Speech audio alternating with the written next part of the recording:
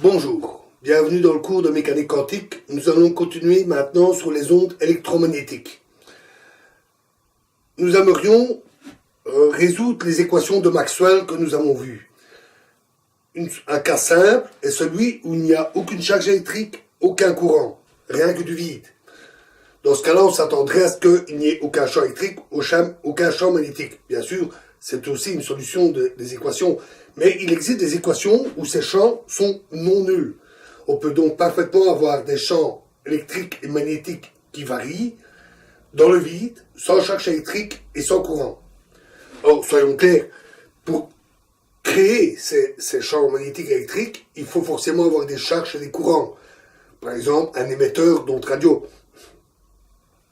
Mais une fois que ces ondes sont créées, elles peuvent se propager sans aucun support et sans aide. Cette prédiction des équations de Maxwell fut faite déjà par Maxwell lui-même. À l'époque, on soupçonnait que la lumière était formée d'ondes électromagnétiques. Mais encore fallait-il le vérifier. Et il fallait également vérifier que les prédictions des équations de Maxwell étaient correctes. Ce travail expérimental fut réalisé par Hertz, auquel on a donné son nom à l'unité de fréquence. Il a utilisé un petit éclateur, c'est-à-dire un dispositif avec des boules portées à une forte tension électrique et formant un petit arc électrique. Au moment où l'arc électrique est émis, on a un flot d'ondes radio qui est émis. Il utilisait comme détecteur un simple anneau avec deux boules de cuivre, et quand une onde radio passait sur ces boules, un petit arc se produisait entre les boules, une petite lumière bleutée. Il fallait de bons yeux pour les voir, il devait faire tous ses travaux dans le noir. Grâce à cette méthode, Hertz put mesurer la présence des ondes radio, mais il put même également mesurer des propriétés telles que leur longueur d'onde, leur fréquence, les phénomènes de réflexion, comme la lumière sur un miroir. Il démontra donc l'exactitude des équations de Maxwell. C'était déjà une grande réussite en soi. Il mesura également la vitesse des ondes radio. À l'époque, on avait déjà mesuré la vitesse de la lumière. Donc, si la lumière était une onde électromagnétique, on devait trouver la même vitesse pour les ondes radio. On trouva cette vitesse 300 000 km par seconde, environ 1 milliard de km/h, c'est très rapide. Et cette confirmation fut une grande victoire pour Maxwell. Voyons maintenant comment les ondes électriques et magnétiques peuvent se propager dans le vide. Si on a une onde électrique qui varie de manière sinusoïdale, comme ceci, elle varie dans l'espace, elle varie aussi dans le temps, c'est-à-dire qu'elle se propage. Si on regarde les variations de ce champ électrique, on constate que la variation est maximale ici et minimale ici quand on est dans une bosse. À ce moment-là, il varie très peu et là, il varie très fort. De même, il varie au cours du temps et on vérifie facilement que la variation est inverse, c'est-à-dire que la variation au cours du temps est maximale à ce moment-là et minimale à cet endroit-là. Le champ magnétique dépend de la variation du champ électrique au cours du temps. On a donc un champ magnétique qui est produit.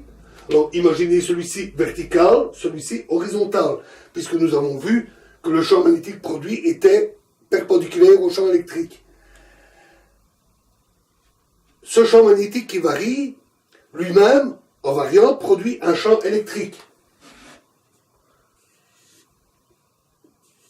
Il varie en même temps que le champ électrique, donc la variation au cours du temps est maximale à cet endroit-là. Il produit donc un champ électrique. En toute rigueur, si le champ électrique produit un champ magnétique comme ça, le champ magnétique en variant devrait produire un champ électrique comme ça, qui annulerait l'autre. Mais ce n'est pas le cas. Parce que nous l'avons vu, il y a un changement de signe.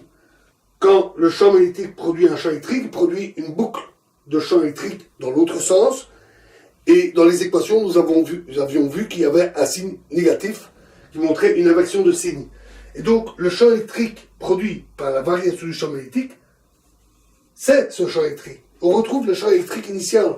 Donc on peut dire que les deux champs électriques et magnétiques, qui varient ensemble, se créent de concert. Ils se créent l'un l'autre, ils s'entretiennent l'un l'autre.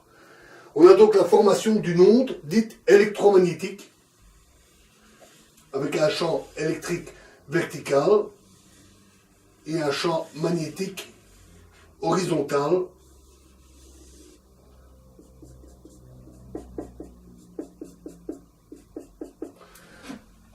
Un champ électrique vertical, un champ magnétique horizontal, chacun entretenant l'autre, se propageant avec une vitesse égale à c, la vitesse de la lumière dans le vide.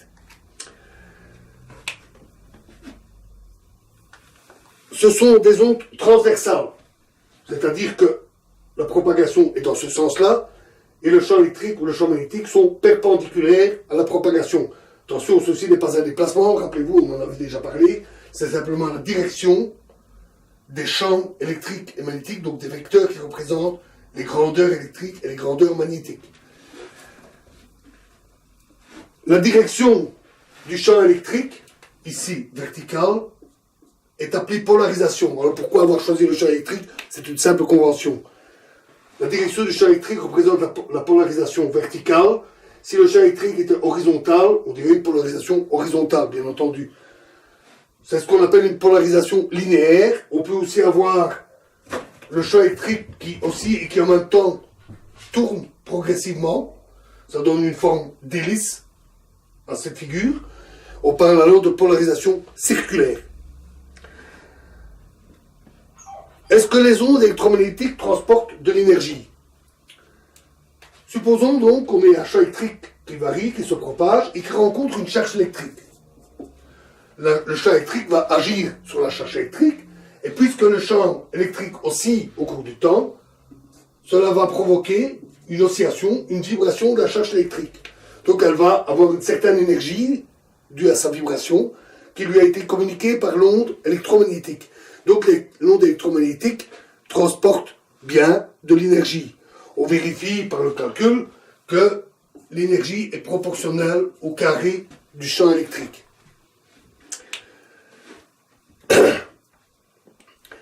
En plus des caractéristiques que nous devons voir, l'onde électromagnétique a une certaine longueur d'onde, lambda. Donc, une onde électromagnétique quelconque, pas nécessairement sinusoïdale, peut avoir un spectre plus ou moins compliqué, une somme d'ondes sinusoïdales diverses et variées, et on peut regarder le spectre complet du champ électromagnétique avec toutes les longueurs d'onde, de 0 à l'infini en théorie, et regarder quel type d'onde électromagnétique il y a. Les ondes électromagnétiques sont classées en fonction de leur effet sur la matière, en fonction de leur longueur d'onde, leurs interactions avec la matière vont être différentes, et la façon dont on les produit aussi peut être différente. Et c'est sur cette base que nous avons un classement. Dans les très grandes longueurs d'onde, nous avons les ondes radio. Typiquement, du centimètre à plusieurs kilomètres pour les longueurs d'onde. On parle ici d'ondes centimétriques, un terme que vous avez peut-être déjà entendu. Les fours à micro-ondes fonctionnent dans cette gamme-là. On retrouve aussi dans les gammes ici dites de haute fréquence, petite longueur d'onde, les ondes pour les GSM, les téléphones portables, les télévisions. On trouve un peu plus loin la modulation de fréquence que vous captez peut-être sur votre radio dans votre voiture. Et les longues ondes, beaucoup moins utilisées maintenant, qui étaient fort utilisées par le passé également pour la radiophonie. À des longueurs d'onde un peu plus courtes, on trouve les infrarouges. Nous en avions parlé avec la chaleur. Plus court encore, on trouve la lumière visible, qui va du rouge à l'ultraviolet, en passant par le bleu, le vert, le jaune, etc. Toutes les lumières de l'arc-en-ciel. On est typiquement là dans des longueurs d'onde du micron, c'est-à-dire du millionième de mètre. Au-delà, on a les ultraviolets. de longueur d'onde encore plus courte. Plus court encore, on a les rayons X. Typiquement, on est dans les nanomètres, c'est-à-dire les milliardièmes de mètres pour les longueurs d'onde. Et de longueur d'onde encore plus courte, on a les rayons gamma, dont nous avons parlé avec la radioactivité.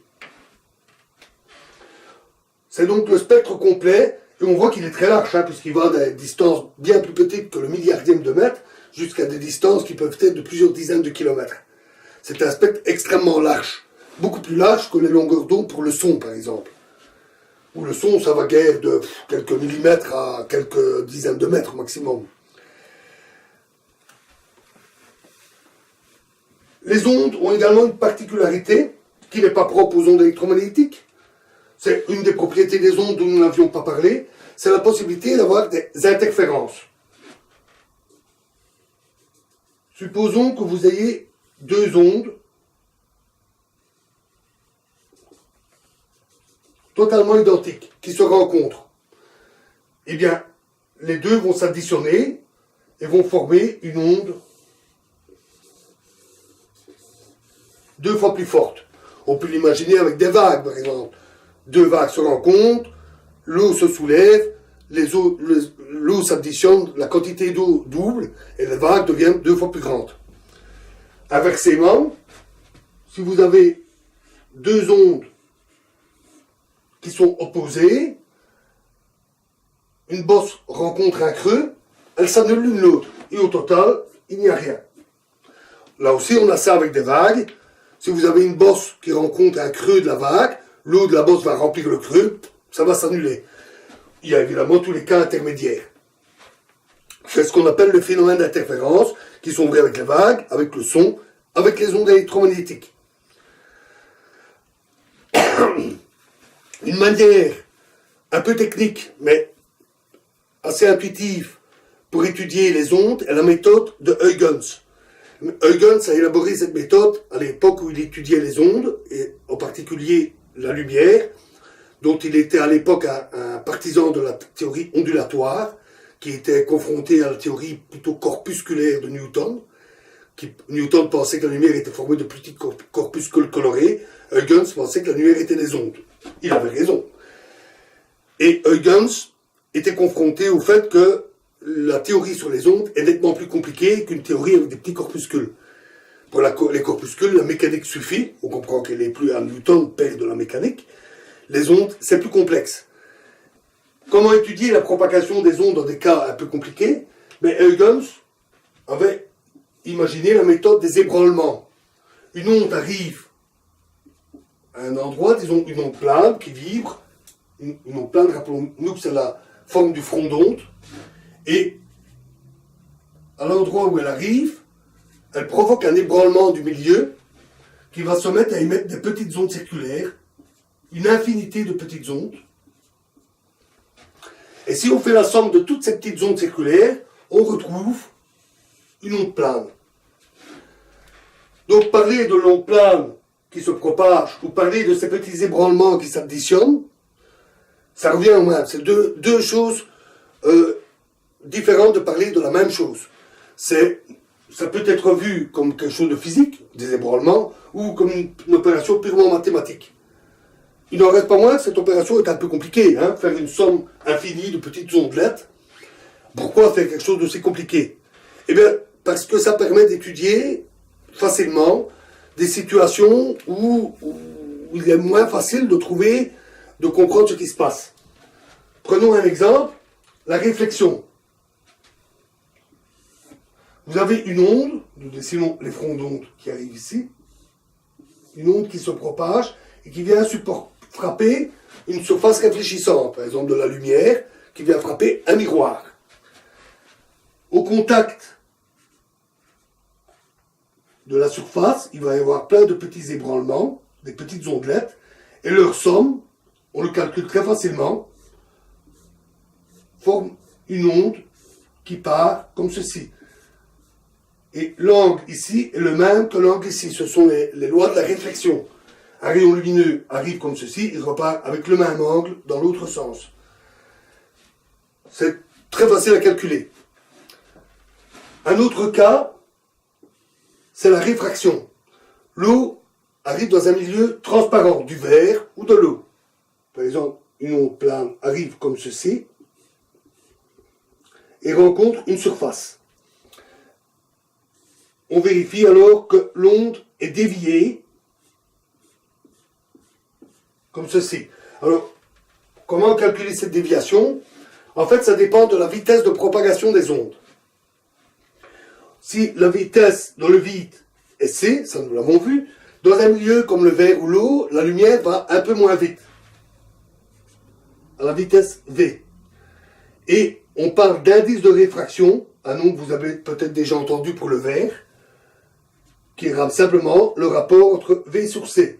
Et la variation de direction est reliée de manière assez simple à cette direction, par ce qu'on appelle les lois de Snell-Descartes. Descartes qui est très connu, vous en avez sûrement déjà entendu parler aussi. On peut voir ça avec l'analogie avec une troupe de soldats. Des soldats avancent en randonnion. Ils marchent d'un pas vif, rapidement, et puis ils arrivent sur une bande de sable, où ils sont forcés de marcher plus lentement. Les premiers soldats, ici à droite, rencontrent le sable le premier et ralentissent les premiers. Les autres continuent à avancer plus vite. Et donc, s'ils veulent rester bien alignés, sous l'œil de l'adjudant-chef, ils sont obligés d'obliquer comme ceci. Et le rapport est donné exactement par la loi de Snell-Descartes. C'est exactement ce qui se passe avec les petits ébranlements.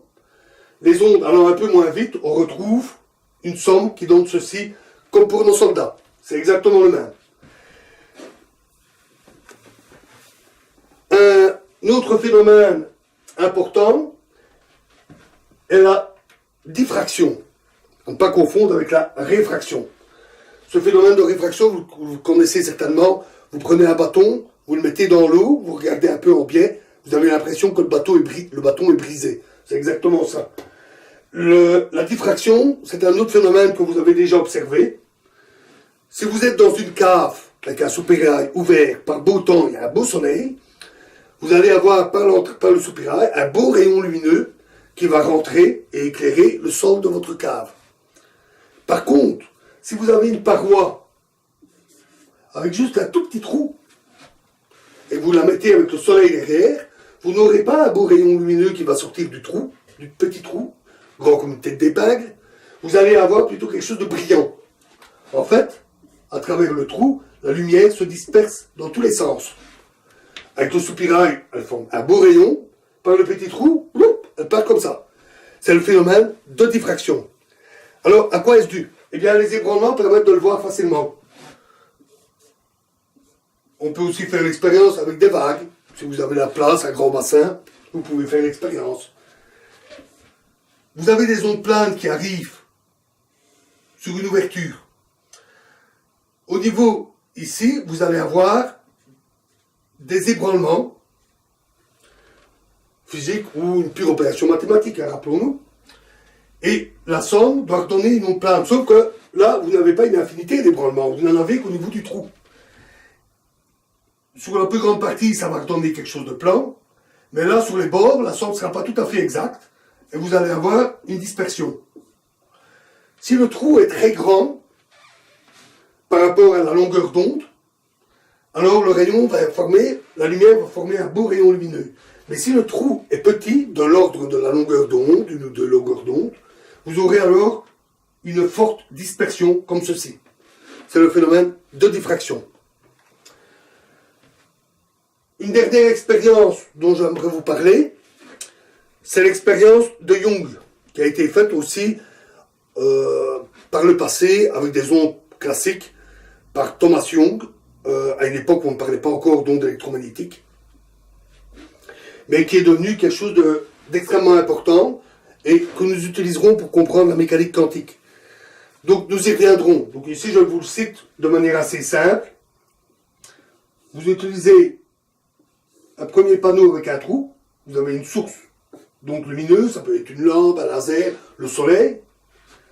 À la sortie de ce trou, vous avez de petits trous, vous avez formation d'ondes circulaires, il y a une forte diffraction. Puis vous utilisez un deuxième panneau avec deux trous.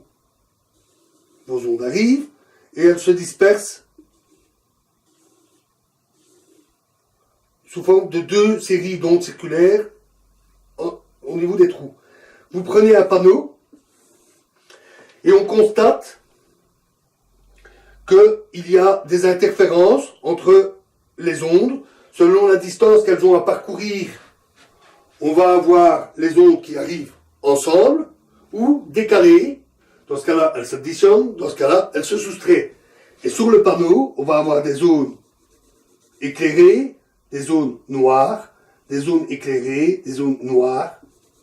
C'est ce qu'on appelle des franges d'interférence. Elles sont faciles à observer là aussi avec des vagues, de l'eau, c'est facile à reproduire.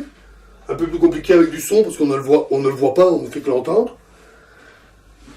Avec de la lumière, on peut assez facilement faire l'expérience, sauf qu'il faut utiliser une longueur d'onde bien précise. Donc idéalement, il faut utiliser un laser ou alors au moins une lampe au mercure ou une lampe au sodium qui produisent des lumières de fréquence, de longueur d'onde bien précise. Et la longueur d'onde étant petite, il faut utiliser des fentes très rapprochées, par exemple avec une diapositive sur laquelle on a fait deux fines lignes avec une diapositive noire, sur laquelle on a fait deux fines lignes avec une lame de rasoir, et on observe le spectre à 5 ou 6 mètres loin sur un mur. À ce moment-là, regardant de près, on voit effectivement ces points d'interférence. Donc c'est pas élémentaire à faire, ça demande un travail un peu soigné, mais c'est à la portée quand même d'un amateur, puisque des lasers, on en trouve dans le commerce. La distance entre les franges dépend de la longueur d'onde. Plus la longueur d'onde est petite, plus les franges sont fines et serrées. Mais ça offre aussi, ça dépend aussi de la distance entre les fentes et de la distance entre le panneau et ce panneau-ci et le panneau ici. Mais ça offre aussi un moyen de mesurer la longueur d'onde, un moyen très simple de mesurer la longueur d'onde de la lumière, du son, de vagues. Voilà, nous en avons enfin fini avec l'électromagnétisme. Nous passerons la prochaine fois à d'autres choses tout aussi intéressantes. Merci.